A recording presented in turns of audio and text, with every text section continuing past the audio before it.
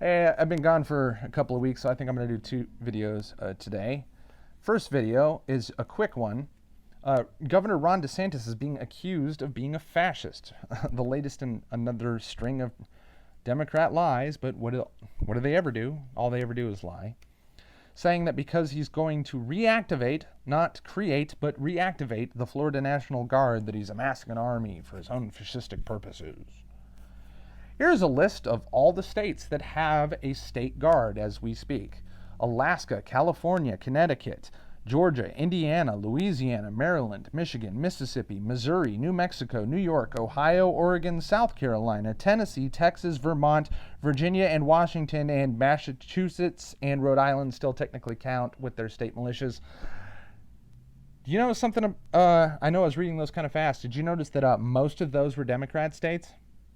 Yeah, Democrats tend to have more states of emergencies and, riots and shit with which to use their National Guards on. Now, somehow they never thought to use that while their entire states were burning over the last 2 years, but they didn't think of that at least until actually the National Guard was activated in both Illinois and Wisconsin, who apparently do not have active state guards, to prevent riots after the Rittenhouse trial. Why didn't they do anything about the Jacob Blake riots, or the George Floyd riots, or any of the riots before that? I'll tell you why. Because Democrats are are terrorists.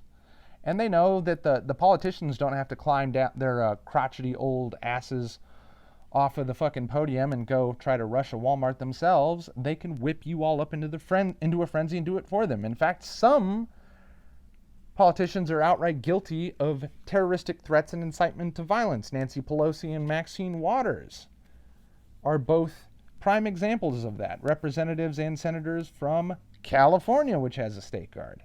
They're both fascists. Nobody's mad at them. Another thing I find fascinating, I'm going to say this before I kill this video quick, and we'll move on to the next topic in the next video, is you ever heard of one of these made-up bullshit progressive terms that they love to throw around called a stochastic terrorism, which is to kind of basically say that you use weasel words and kind of insinuations, maybe dehumanizing people as a means of incitement of violence? Now, I may say that leftists don't deserve human compassion and that they're degenerate scum and the enemy of this country, and those are all facts. But I'm not the ones that run around saying there's no bad tactics, only bad targets. I'm not the one saying that you should run around and punch any pink-haired feminist you see or hit them with bricks. That's progressives. They're pure unadulterated evil. Republicans aren't perfect. In fact, I would prefer if Ron DeSantis was the one running in 2024 instead of Trump. I believe Trump has gotten away with a lot due to his cult of personality, and I'm not talking about any of the bullshit progressives are talking about. I'm talking about him continuing a lot of policies he promised not to, and not doing a lot of things he promised to do.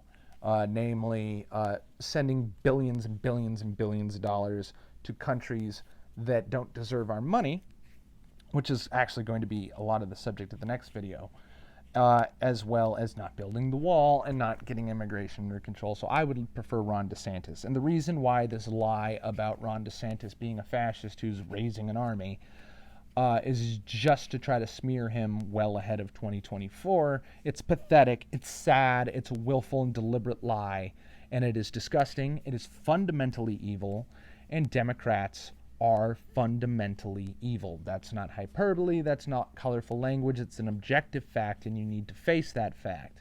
If you're a Democrat voter, you are evil. If you are a centrist, you are co-signing and carrying water for evil.